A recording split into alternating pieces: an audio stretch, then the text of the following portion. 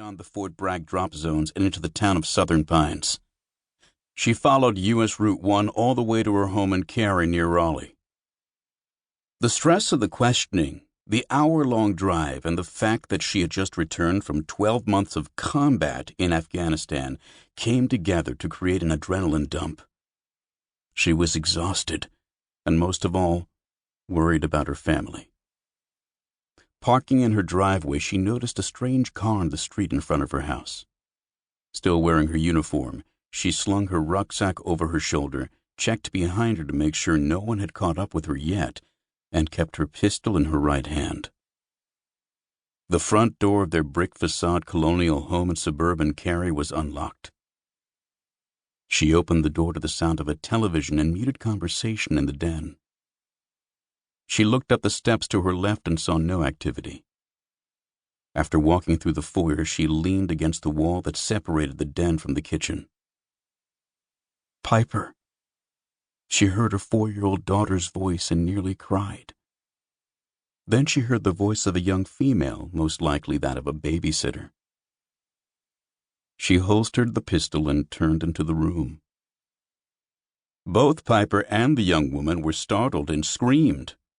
At first, neither recognized her, but then the babysitter, Dawn Jackson, a high school student who'd lived 5 blocks away in the neighborhood, said, "Oh my God, Mrs. Cassidy, you're home a week early."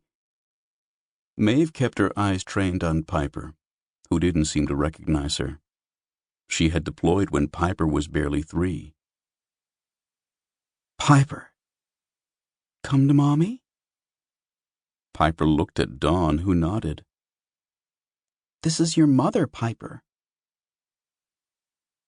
"You my mother," Piper said, pointing at Dawn. Dawn blushed. "No, I just take care of you. This is your real Mommy." Maeve's combat mind kicked into gear. She had no time for this. Her family was in danger, which could arrive with a menacing knock on the door at any moment. Maeve knelt in front of Piper, staring into her child's hazel eyes. After a brief moment, Piper's face lit up, and she started slapping her hands on her mother's shoulders in glee. "Mommy's home! Daddy's been talking about Mommy coming home." "That's right. Mommy's home, honey." She hugged her child, wiping tears from her eyes.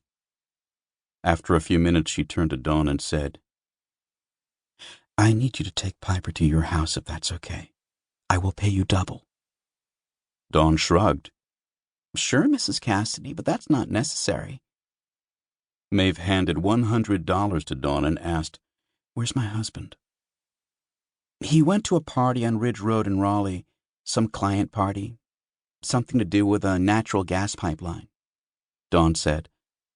Alarm bells rang in Maeve's head. Was she too late? Had they also gotten to her husband? "Please, just do this, and either Pete or I will come get Piper. Go. Now." Dawn scurried to pick up the playthings, and Maeve said, "No time. Just please go." "You're scaring me, Mrs. Cassidy."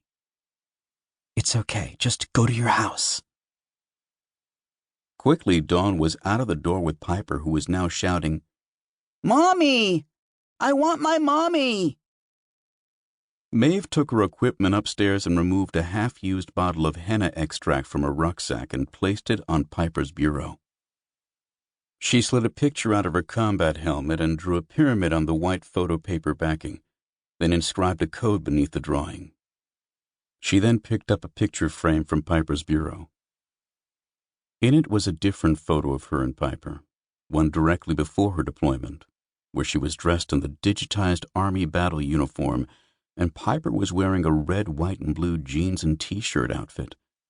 She slid the picture from her helmet into a small frame, making sure it was visible between the outward-facing picture of her and Piper and the glass cover of the frame. Maeve replaced the frame stand and stood the picture up on the bureau next to the henna. It was the only clue she could leave.